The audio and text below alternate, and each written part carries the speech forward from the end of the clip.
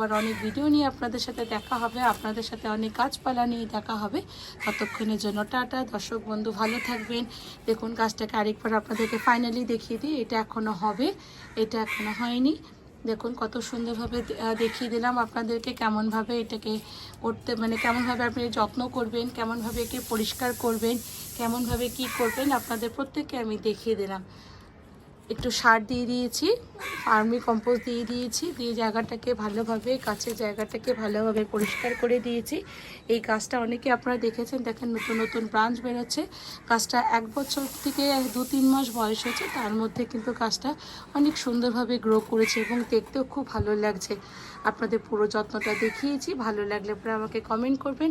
পরবর্তী অন্য ভিডিওতে আপনাদের সকলের সাথে দেখা আবার আমার হবে।